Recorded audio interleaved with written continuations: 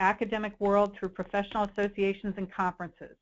I'm Lisa Cook, Senior Director of the Career Services Center, and I will be your moderator.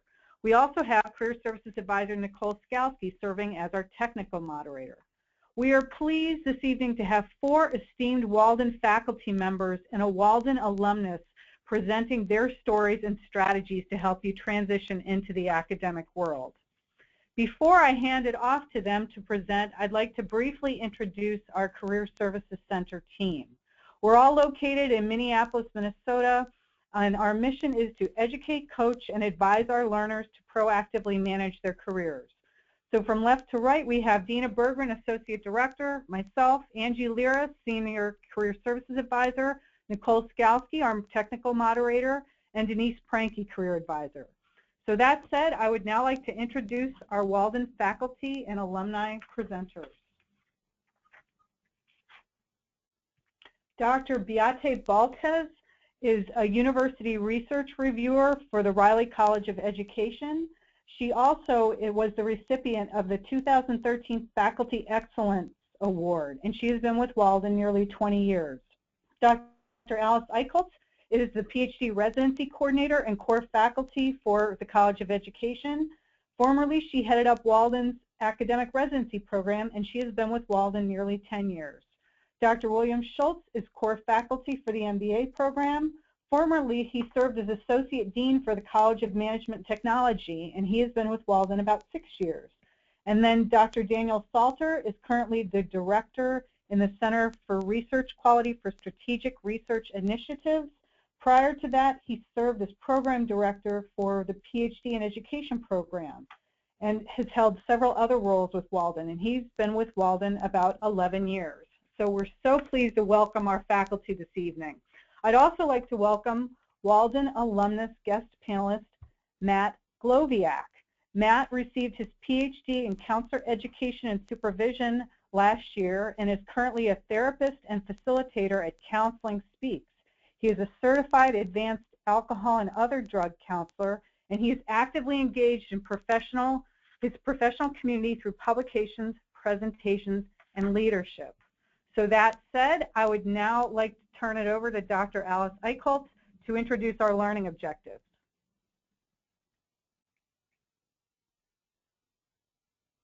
Dr. Eichholz? Sorry, I forgot to unmute myself. Thank you. Great. Good afternoon or good evening, depending on where you're at. We have 3 learning objectives for our discussion at this time, and the first one is related to learn some strategies from the Walden faculty and alumni on how to build your academic reputation.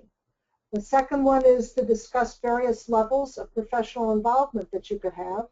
And the third is to explore strategies for networking and presenting at professional conferences. Next slide, please. So what are professional associations and how do I join? Each of you come from a variety of disciplines or professional areas, not only in your work life, but probably in your work at Walden as well. And professional groups tend to be organized around those disciplines or professional areas. It would be impossible for us to tell you every single one that exists, and so we're going to have to do a little bit of research on doing this. But I'll give you some general things to think about. First of all, almost all professional groups and associations have both national as well as local, state, and regional organizations that are part of the bigger picture. So you could join easily at a local or state or regional level and eventually move and get more involved in the national or international level. It's also less expensive to do that, to begin your getting associated with a professional group or association, because the local, state, and regional meetings that they have are usually closer to your home. They cost less just in terms of dues or attending if there's a meeting or a conference. And they're a little bit smaller for the most part, so that you get to know people really well and you get to network within your own local, state, or region before you tackle the national or international ones. We've listed a bunch of them here and they're all different things, but I'll just give you an example from my own experience. I've been very active in UPCEA and CALE over the years, and in both circumstances started at very local levels and worked up to regional levels and eventually national levels. Many professional associations are both national and international in focus, so there's not necessarily a distinction between. In other words, an organization would be both national and international and not a separate organization that exists for those. So how do you find these and how do you join them? Well, first, now that we have available the internet, it's pretty easy to find. You can type in professional groups or associations and the area that you're particularly interested in. You have to be careful, though, because not all of them are actually legitimate. Some are fundraising things. Some, they look legitimate and they may not be legitimate. So you want to do your research just like you would in any looking at peer review material. You want to make the distinction between something that hasn't been peer reviewed and something that has. Now you want to make a distinction in the professional organization between something that is legitimate and something that isn't legitimate. Dues can be expensive, although they are business deductible for income tax purposes. But that's the other reason for starting at the local, state, or regional level is that they tend to be less expensive. If you're still a student, you also will be able to usually join at a student level, which is less expensive than at a full professional level. But one of the other values of having the internet now is with the social media, you can follow these organizations and the people associated with the organizations without necessarily joining the groups. And one of the things is if you join the social media groups, lots of times papers are shared or new research ideas are coming out, and you can keep current and abreast of what's going on in your field that way without actually joining the organization. But long run, if you're going to do presentations or you want to participate in some aspects of publishing, you want to join your professional organization. And now I'm going to turn it over to Bill, who's going to take it over for the next slide. Thanks so much, Alice, and welcome again, everybody. I think this is a very interesting topic and one in which, as a person who's trained in strategic management, I like talking about sort of within the context of where you want to be in your career. What are your sort of short-term, medium-term, and long-term goals as an academic and a practitioner, a scholar? And those naturally beg the question, why would you join an association? What kinds of associations might be the best for you? And I'll tell a brief kind of story of the history of my own associations. The last three in that last slide there were ones I contributed. First coming out of my doctorate program, I joined USAFTI, which was a national entrepreneurship association that was directly pitched at inviting practitioners and those that build businesses and those that fund businesses to meet with academics who are doing research on such. And I got quite involved, and in the first couple of 3 years, I became a leader within that organization, served on the board. I was really able to do a lot of the things that you see here in these bullets. I was able to establish some leadership networks. I was able to establish my brand and reputation in the field to show folks the research that I had done and to show how it really fit with helping practitioners build stronger businesses. And it was a real fun thing to do, to go to the annual conference as well as participate with folks that love what I love. So I'd say one of the guiding principles is find those places that will let you talk about and enjoy and really share your passion with folks that study and like to talk about the same things you are doing. Later in my career, I went into administration and didn't have a lot of time for research, and I got involved with IBAM, which was a very developmental organization. That's the Institute for Behavioral and Applied Management. And their goal in that conference, a very small little national conference, is to help scholars, particularly those involved in psychology, industrial organization, and business management, to come and present rough drafts of papers, rough drafts of ideas, maybe to rehearse for your dissertation defense and the like. And they work within a very developmental context. So helping folks relatively early in their career, I got involved as secretary of this organization, and I've tried my hardest to get lots of Walden students to go to IBAM while they're students in their doctoral programs in particular. And then more recently, I've been a member of the International Leadership Association and attended their conference last year, which was real eye-opening because it's re-engaging my research later in my career.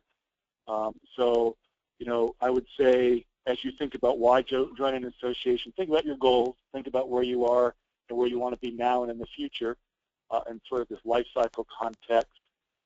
And you can really enjoy the fruits of all of these benefits in terms of reputation, networking, sharing stuff that you love, professional development. Perhaps your organizations will require that, and this meets those requirements.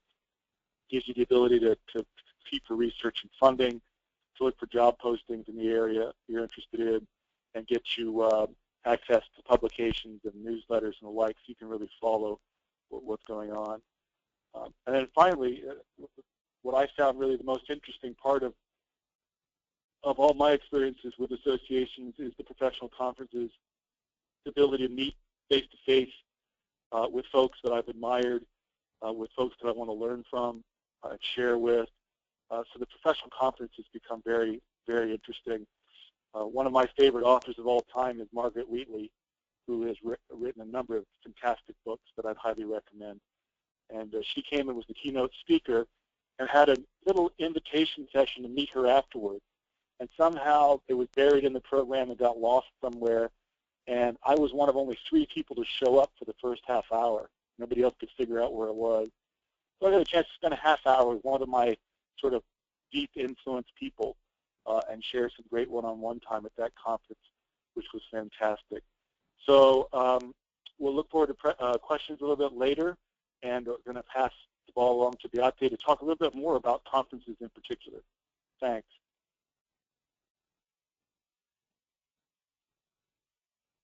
Thank you, Bill. And yeah, as I think we have to move the slide forward here.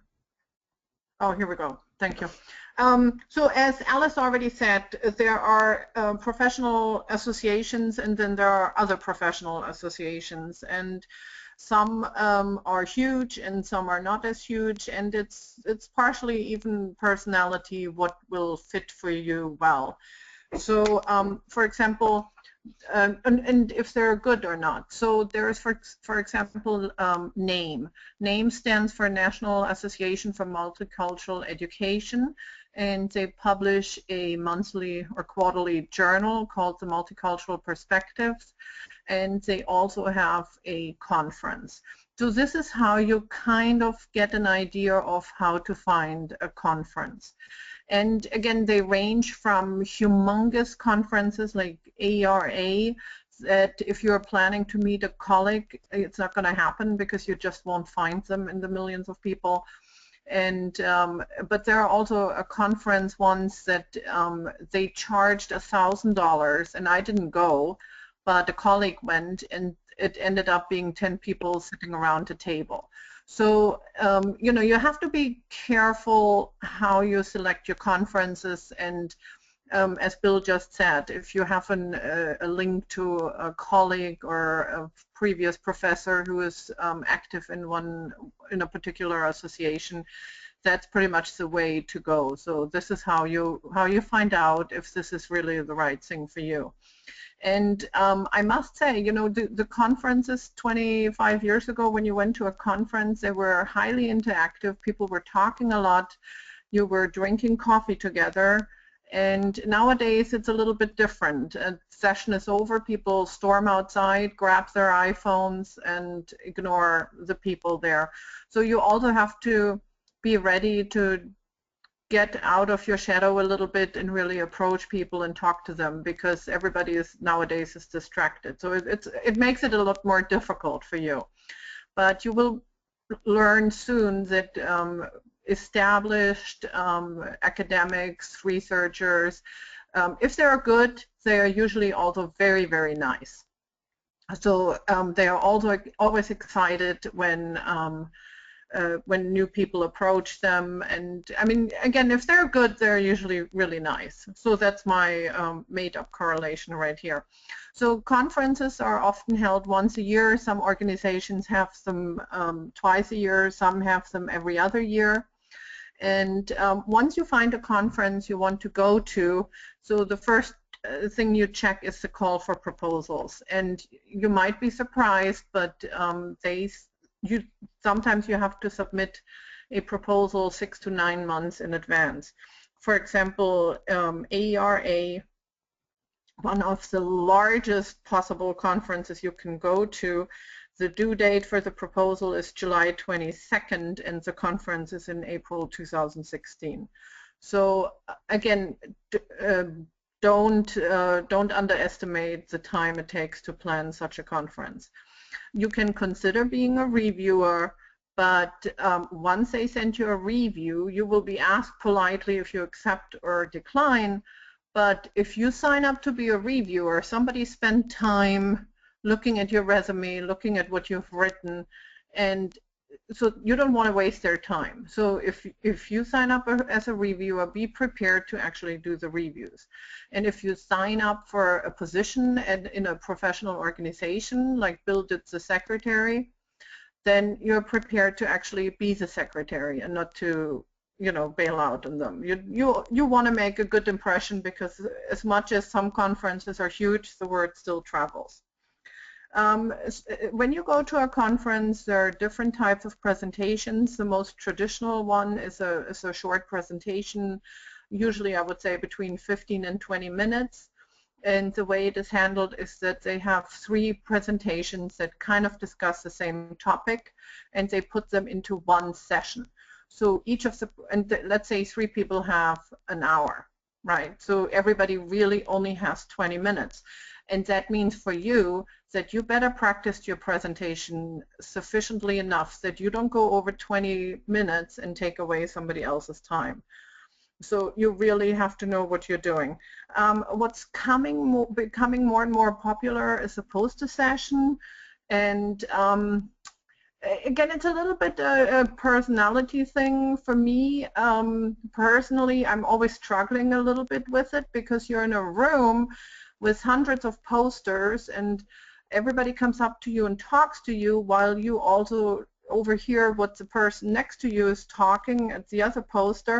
So it's not as easy as it sounds, right? So if you're doing it the first time, I'm almost thinking that just presenting a paper is really the easiest, if you do it well. Of course, you're not going to read your paper to them, and you're not going to PowerPoint them to death either. You're going to be well prepared. If you want to try out a poster session, Walden University offers a research symposium, and you can bombard Daniel with questions later, because he's actually the one who's the brainchild of this research symposium. And the big advantage there is that Daniel or Dr. Salter is kind enough to give you a template for your poster, and he actually reviews it before you print it, which is obviously a luxury that you usually don't get. Roundtables are usually also fun, because you actually get to interact with your colleagues. Often there are more than one roundtable in a room. And again, for me, I guess I'm too noise sensitive. If it's really loud and 200 people are speaking and I'm sitting in the middle of it with 10 people on a table, I'm having a hard time hearing people and concentrating. But I mean, the idea is great, that you actually get to talk to colleagues, which is really what you want. I mean, you want to be at a conference to talk to colleagues, so that what you have now can be elaborated into your next research project.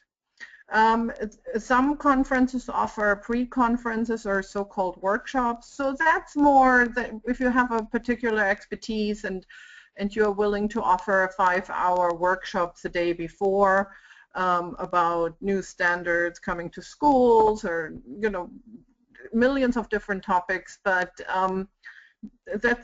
that's almost a business model, right? So I think you should attend a conference first and attend a workshop before you try that out. And, you know, in a couple of years, when the word went out that you're doing great presentations and that you're doing your homework and that you're well prepared and that you don't let anybody down, you might be lucky enough to get invited to give a keynote speech. And the advantage of that is that you get in the front of the conference booklet, and that they pay for your travel and your hotel, and that they even pay you a little stipend. And so when you look for your first conference, don't send them an email saying, I'd like to be your keynote speaker, because that's not really how it works at the beginning. Again, I hope all of you ever get this opportunity, but at this point, you know, look at the proposal, the call for proposals, look at them closely. Don't send in a cut and paste dissertation, right? You need to follow their guidelines, their checklists, their templates, whatever they offer, and go. And you will be very, very nervous, and everybody will have complete understanding, and everybody will know in the first 2 minutes that you're new to this, and they will be nice as nice can be. So that's the kind of colleagues and ivory tower academia system you're walking into. So good luck, and I'm sure we can talk in a little bit. So I think I'm handing it over to Daniel. Yep, thanks, Beate. Okay, so last but not least here in this section is you get the fast-talking East Coast person. So I will try to slow myself down here and try to get through this slide. I want to start with a story myself. You know, I went to my first professional conference as a new professional probably over 30 years ago. And I remember it was in Boston. I went there. It was big and loud and a lot of people. But the thing that really intrigued me was being able to sit in a room and listen to the people giving papers of the same people whose textbooks I had read as a master's student and whose articles I had read as a graduate student. And that was very cool to kind of connect with them. Well, 14 years later down the road here, now I'm the professor, and now I'm there with my master's students, and I'm encountering people who come up to me and say, you know, Dr. Salter, I read this paper that you wrote here that was in this journal last time, and I enjoyed it, and we have a conversation. The reason I tell that story is that for all the networking and all this great stuff that goes on when you go face-to-face at a conference like that, the thing that kind of can really help you is the writing piece. Because, you know, writing will get your name out there in a different kind of way, and it gets it out there to a larger group of people than maybe the 30 or 40 people in your profession. You know, networking will open the door for you for a job maybe, but, you know, writing will maybe get you that job, and it'll definitely help you keep an academic job. The other kind of, so professional groups have a lot of different ways that you can write and do writing sort of things. I will run them down. The other story I want to tell is kind of somewhere between those 2 points, 30 years ago and maybe 15 years ago. I was out there presenting on my dissertation, right? And I did some research with the Myers-Briggs Type Indicator, and in the room with me is Mary McCauley, who you may not know, but she was Myers-Briggs' graduate assistant. And at the time, she was probably 70, and she was, you know, she's the matriarch of the type community, so no pressure on my part, right? Later, she pulls me aside, and she says, you know, Daniel, that was a great presentation, but you need to learn to talk to us like we're second graders. You know, the point of that I took away was, you know, there are two big audiences that you write for in a professional group. One of them is other scholars, people like yourself who can really appreciate the difference between a baromax rotation and an oblique rotation in your factor analysis. But then there's this other group of practitioners who need to hear your story as well. And there are some outlets for you to tell it in professional organizations. Many of them have a lot of different ways that you can write for them to get your name out. And I just want to highlight a few of them here real quick. Media boards. One of the things you want to check when you've done what Alice has said and you've gotten yourself and you found your professional group and maybe you belong to them, many of them have media boards of some type where they will publish things under the name of that professional organization. You know, seek it out. You can see the kinds of things they publish. You can see, that's a good place with a book, the nice practitioner-friendly book to go that route, monographs, those sorts of things.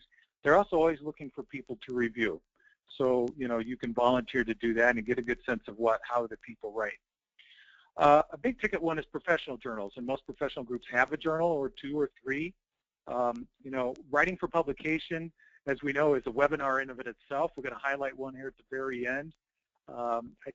There's not a lot I can say about that in a short sort of way, except that, you know, we do a lot of this kind of experience with students and talking about their first publication. Not a lot, but sometimes someone will say to me, well, what's the template that I need to use to do a journal article? And I say back to them, you know, you've got it. It's the APA manual.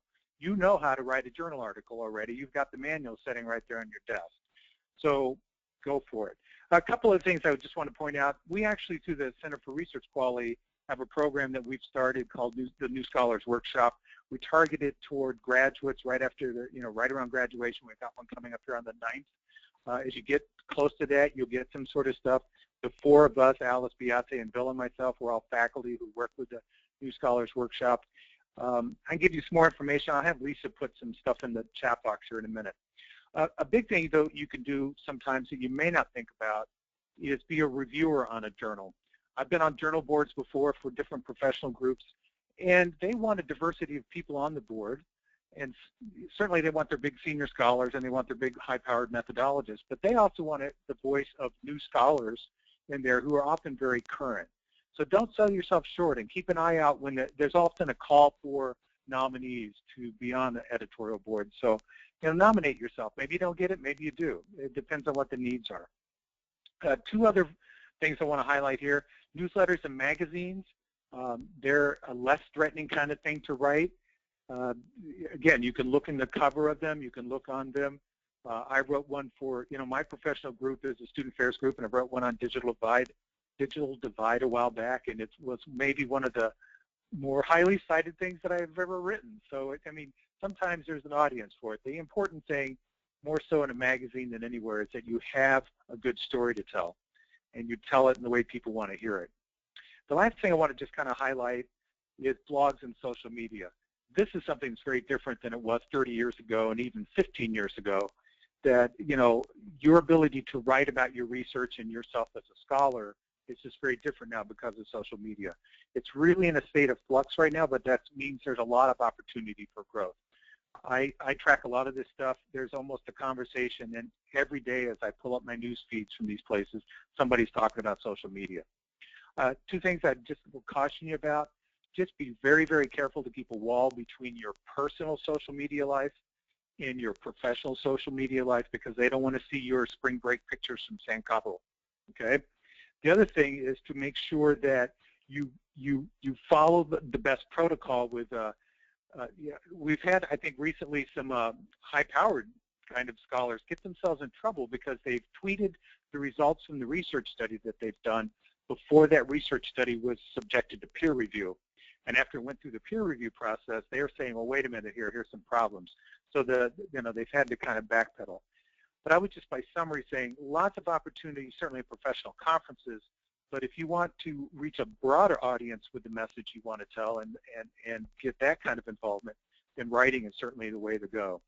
And we have Dr. Matt with us here, and he's going to tell us the lived experience of doing some of this stuff right out of the gate as a new doctoral student. I'm so glad he's able to join us. So Matt, do you want to take it away? Absolutely. Thank you so much for that wonderful introduction, and thank you to everyone else for taking the time to listen to me speak here today. So one of the wonderful experiences I was able to have with Walden University was getting involved with all these different professional organizations and associations. As a student at an online university, it can be very easy to get lost into the whole shuffle of, being online, getting stuck in emails, sending messages and that, maybe missing some of that bigger picture and that. Well, fortunately for me and my experience and with some of the professors and mentors that I had, they really encouraged me to get involved with the organizations, not only at the state level, community level, but also at the national and international level. And the experience that I got out of that was absolutely second to none. So, as you can see on the PowerPoint here, the first thing that it really did for me was significantly enhancing my network.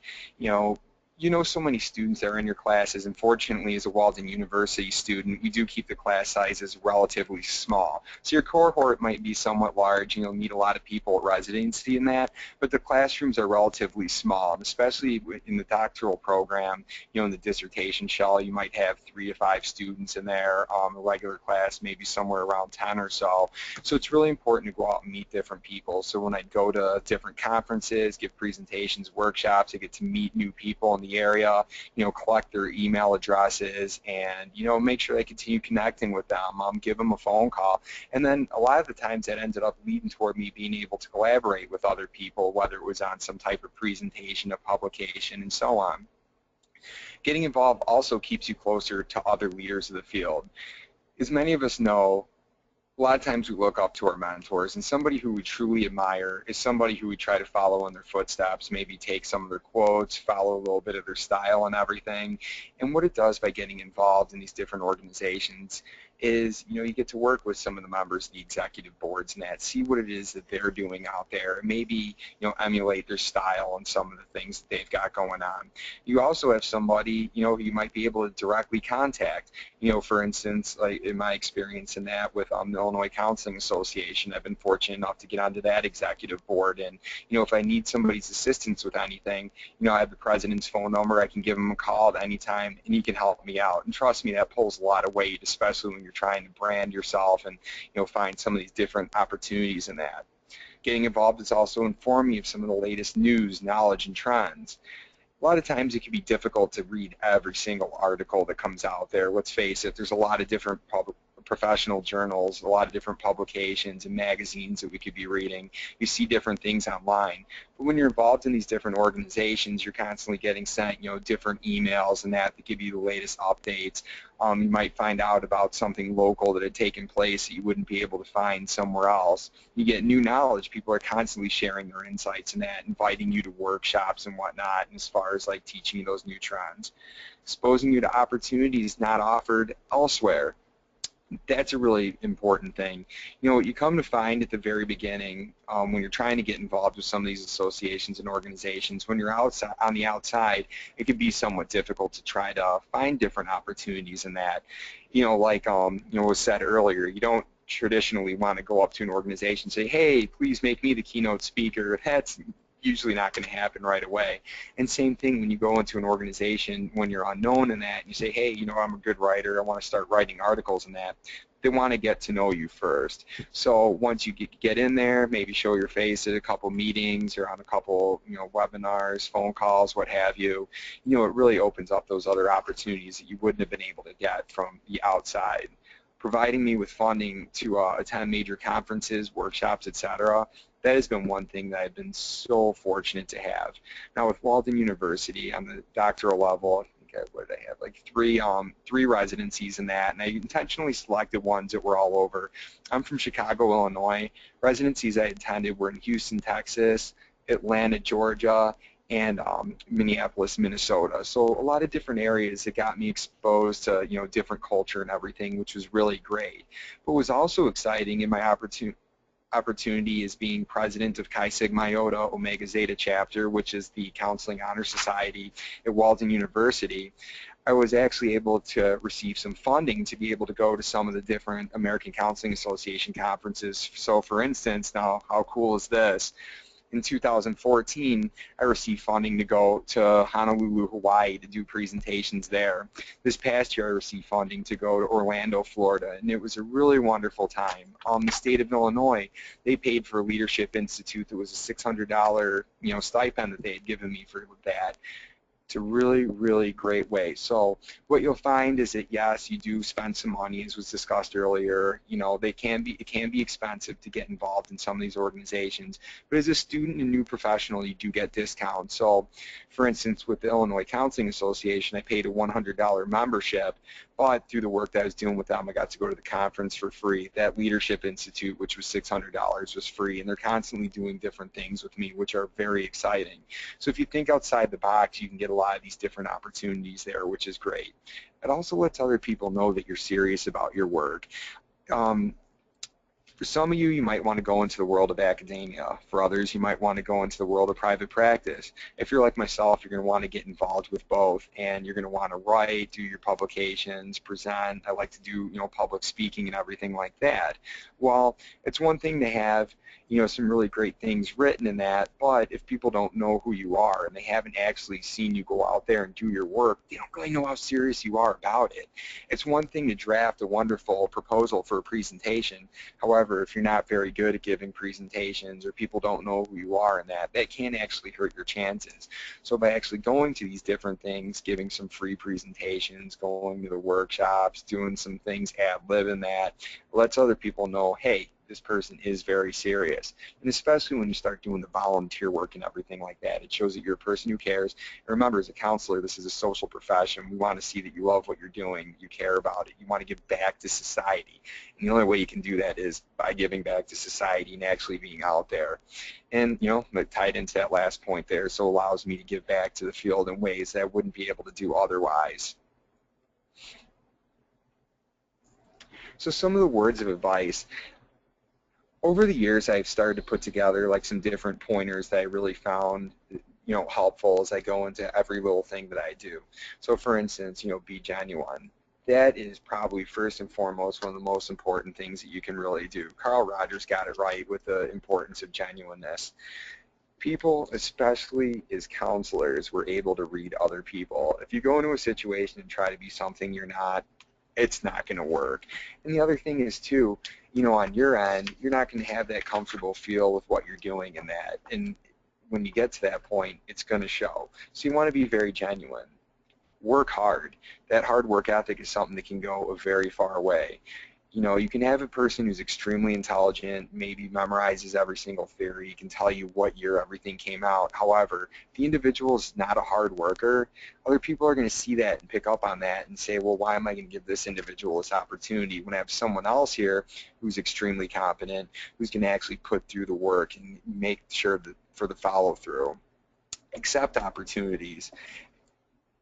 In the very beginning, when you're trying to get yourself known, it can be a little bit harder to find the opportunities in that. So if an opportunity presents itself, that's something that you can do, maybe even if it's a little tight in your schedule, I encourage you to accept it. And as you accept more opportunities, people are going to see that, okay, here's someone who's reliable, here's someone who we can count on for this type of thing. And then more opportunities start coming to you. I remember when I first started my doctoral experience here at Walden University, I was given the opportunity to write an article for ACA Vistas. I took that article and went over to some of my other professors in the classes where I was getting good grades, like, hey, I wrote this article for ACA Vistas. Do you have any other type of writing that you're doing or any presentations? I'd love to get involved with you. And then, another professor gave me an opportunity. I took that opportunity and was able to get myself another one. Kept getting bigger and bigger opportunities to the point now where I actually have to say no because things are coming at me now without even having to look for them. And that can happen to you too. Take on challenges. As you know, you're not going to grow if you don't take on challenges. If we stick with what's comfortable, we stick with what's easy, yeah, you can get out there.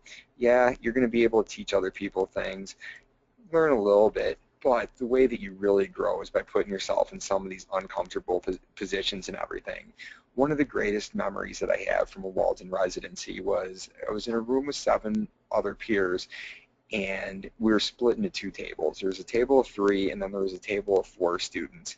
There were 2 professors in the room, and they said, okay, we want to teach each of you that you know a lot about counseling, probably even more than you think that you know. So here's the assignment. We're going to give you guys 15 minutes to create a 20-minute presentation. Yes, 15 minutes to create a 20-minute presentation. Didn't know what the topic was before, didn't have any slides prepared, anything like that. But guess what? My group of 3 were able to do it.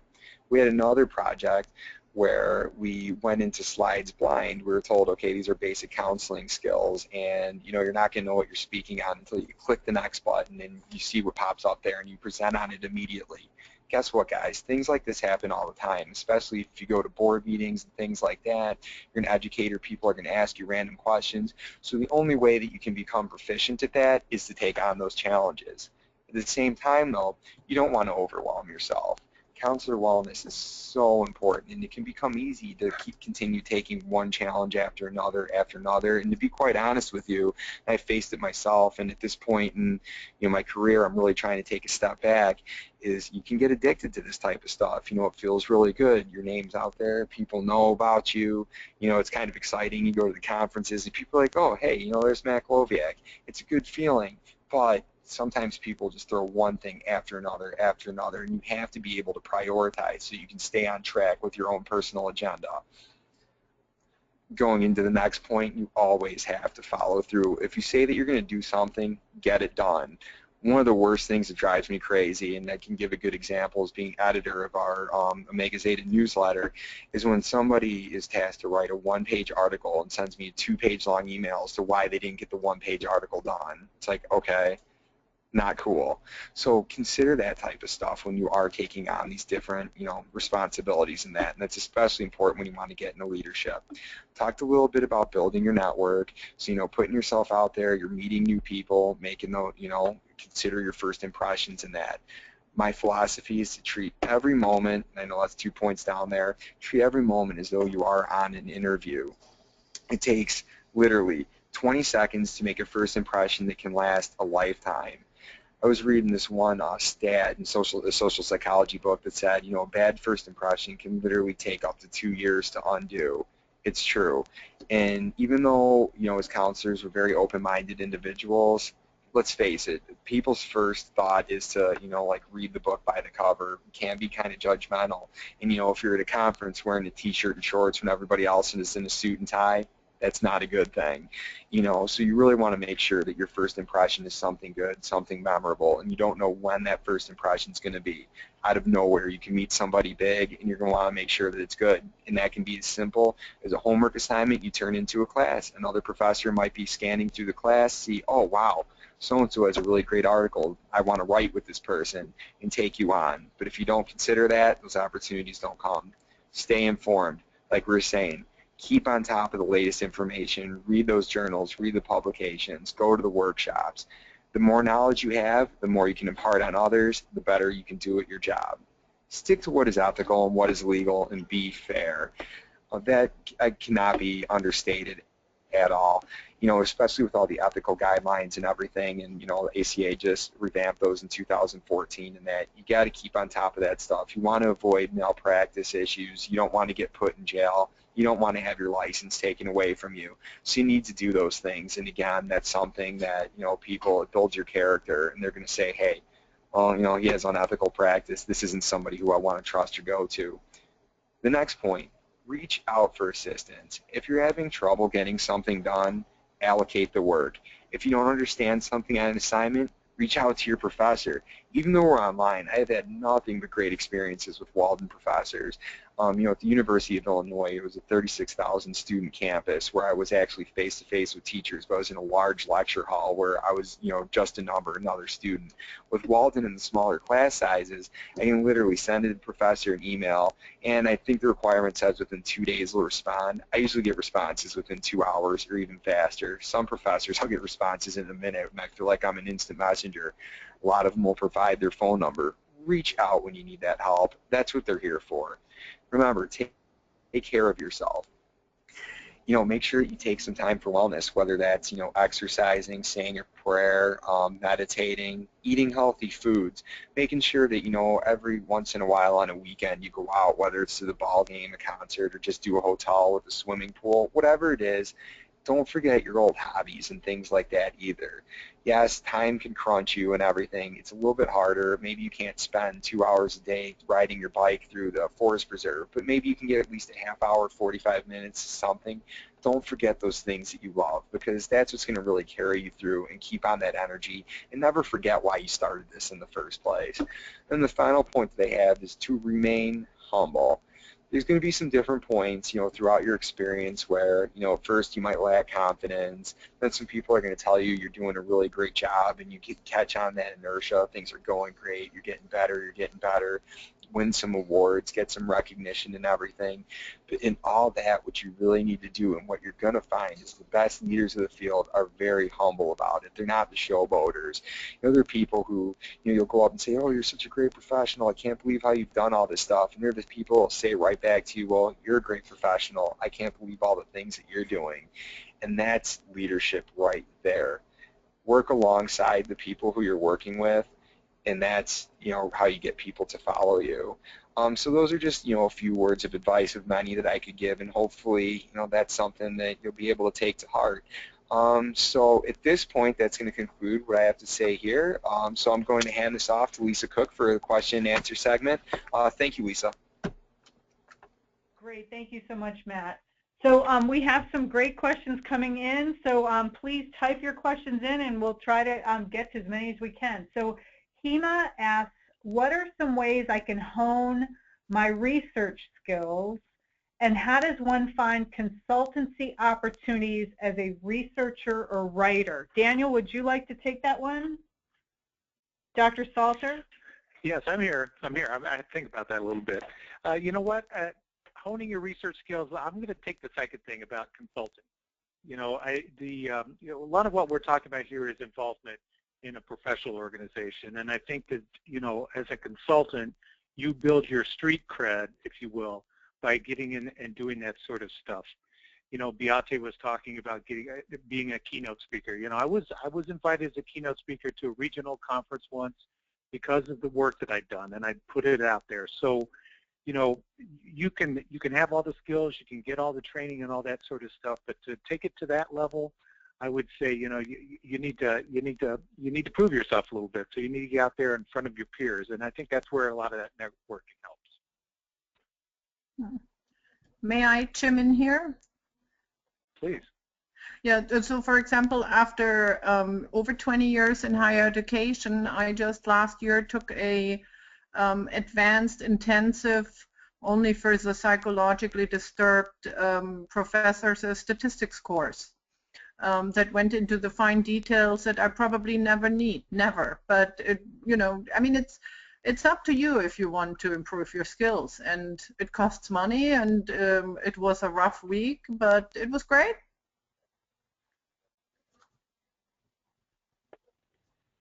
Dr. Baltes, this is Nicole. An attendee has a question. I believe you mentioned a presentation. I know your research has to do with multicultural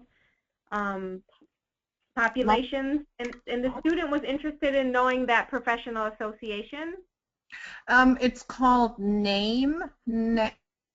So the abbreviation is NAME, and it stands for National Association for Multicultural Education.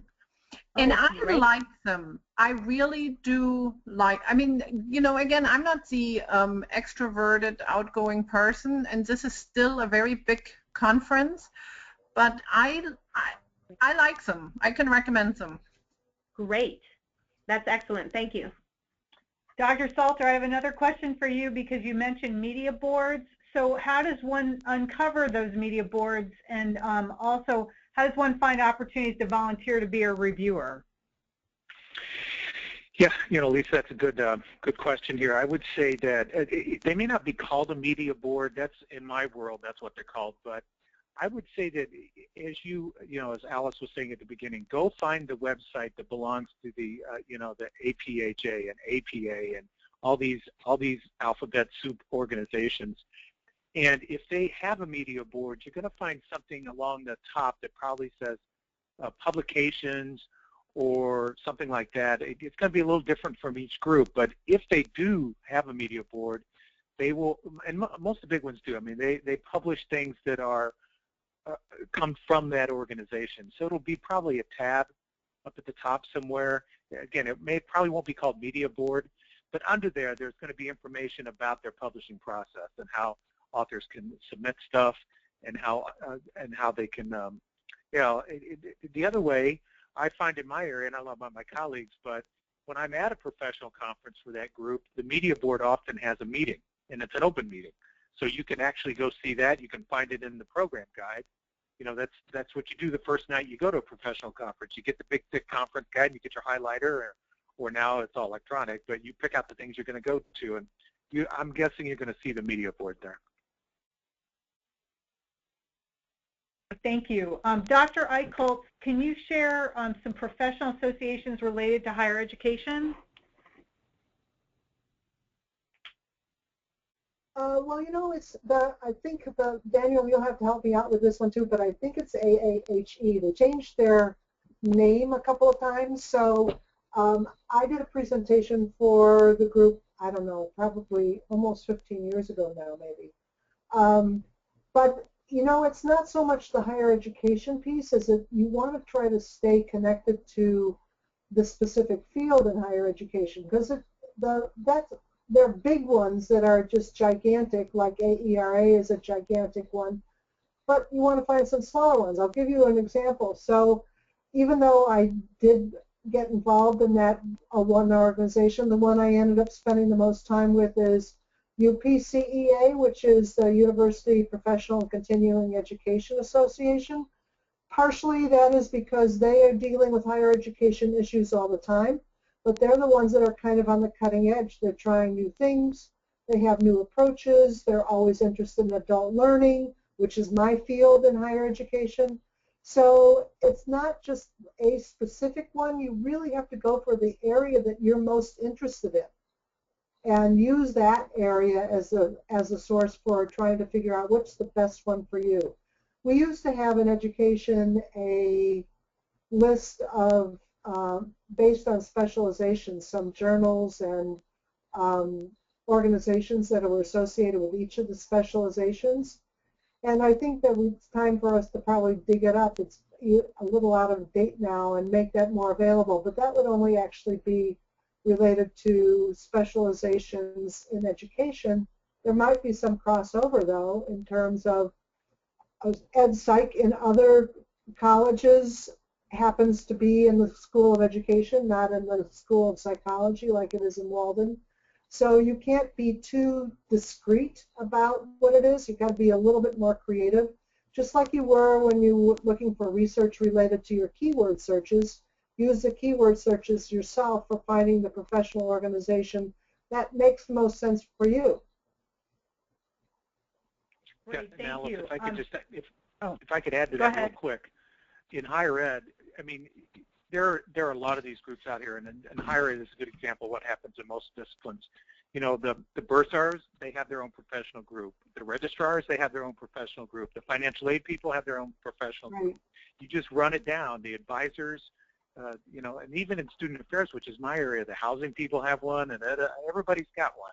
So there's, you know, we've been talking a lot of the big ones, but I think a lot of us find a comfort and a home with our people, so to speak. That, you know, all the folks that do what we do, and all you have to do is get it, like Alice said at the beginning, get there, Google professional group for whatever my group is, and you'll find 3 probably. Great, thank you. Dr. Schultz, to Dr. Salter's point, are there any professional associations you would recommend for management and finance? You know, the largest one in terms of the finance question, I'm not sure of. There are probably some specific ones out there. I know the Academy of Management has both national and regional organizations and conferences, and that within that there are subspecialties, including accounting and finance for sure. If you want a good one to get your foot in the door from a general management perspective, the IBAM that I talked about, Institute for Behavioral and Applied Management, is really, really good. The American Management Association, the AMA, is a very good, broad, generalist one. I'm sorry I can't help you more with finance in particular.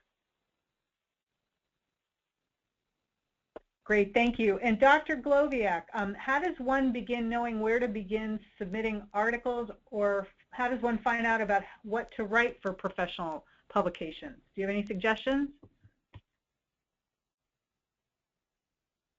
I think a really good way to start off with that is, write for the school newsletter. Is going to be opportunities to come out for that, and also reaching out to your professors in the class, especially if you have, professors telling you you're doing really great on homework assignments, because that's what it's going to be in the Walden classroom, and that you're going to do tons and tons of writing in the form of discussions and these application assignments and final papers. So, when they do say something, reach out. Hey, I'm interested in getting involved with publication. Do you know anything that's going on right now? And more often than not, you're either going to be directed to maybe some type of publication that is going on you can get involved with. If they give you like maybe a web address or something, maybe get involved with ACA. Or they might be in the middle of writing something. That was one of my first big opportunities after the article when I introduced that to someone else. It's like, well, hey, Matt, I'm writing a textbook chapter right now. It's due in 2 weeks. I have most of it done. If you can write the introduction, write the conclusion, those little thinking thoughts, we'll be in good shape. And that's what I did, and I was second author on that chapter. So just really reach out to other people who are around you and see what they've got going on, because more likely than not, they'll be able to point you in the right direction. Great, thank you. And this will be our final question, and I'm just going to throw it to all of our presenters because I think all of them would be able to have some ideas in this.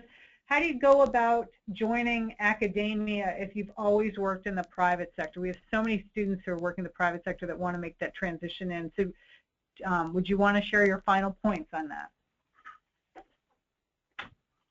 Do you mean getting a job in academia as an instructor? Yes, I'm going to make that assumption, yes. The question was pretty general, but yes, I assume that's what you mean. Thanks. It's a great question. It's an interesting one. It really kind of depends on what your long-term goals are. If you've been a practitioner in a given field for a while, and now you've got academic credentials that are aligned with that experience, that's usually pretty powerful and could potentially open doors.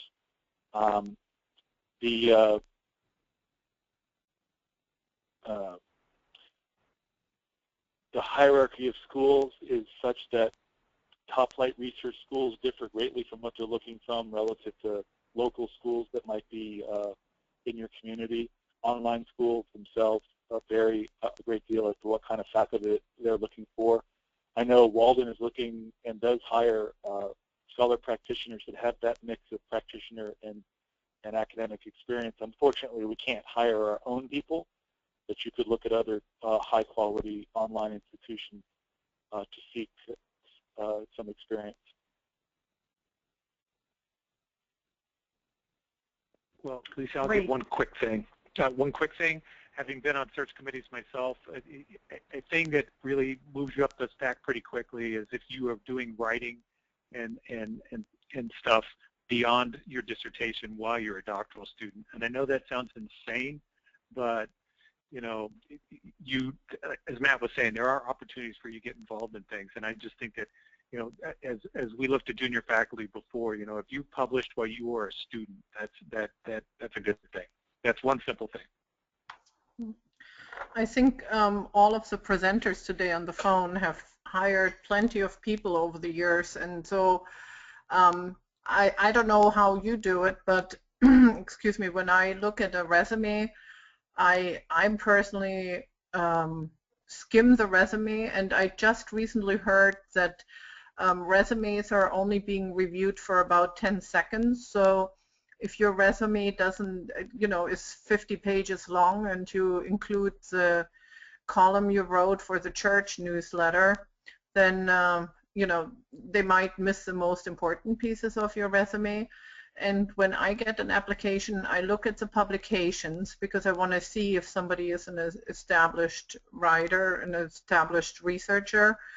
And, I probably shouldn't say that, but, nowadays, if I have the choice between somebody who is already working part-time as an adjunct for us and somebody I don't know and the rest of their qualifications are equal, I rather take the one who already taught for me and I know is doing really well in the classroom. So I don't know, I guess, I don't know what the odds are if nowadays where universities rely heavily on part-time faculty, I don't know what the chances are that you walk into a university and get a full-time position tomorrow. It might just really be that you have to work as adjunct here and there. and obviously do an outstanding job that everybody notices. Great. Thank you all so much. So now I'm going to hand it off to Nicole, who will wrap up our webinar. So thank you so much to our 5 esteemed panelists. You are wonderful. So thank you very much. Absolutely. Okay, we just want to quickly show you our new Career Services website. We encourage you to take a look at it. It's new and improved website, and of course, given today's topic, we have a Career Services doctoral webinar series that this webinar will be added to. And you can see some of the faculty who are on today are also on the previous webinars, and just a wealth of information for those of you also wanting to build a CV and move into higher ed as well, and get published with Dr. Salter there, you'll see. And then join us on social media, whatever works for you. You can see we have a blog, we're on Facebook, we have an amazing YouTube channel where we've captured career success stories from doctoral students at residency, and of course Twitter, and join our LinkedIn group as well. And just to end with a final thought, as we saw from today, all of the accomplishments of our presenters, every accomplishment starts with a decision to try and get involved. So thank you all again for joining us.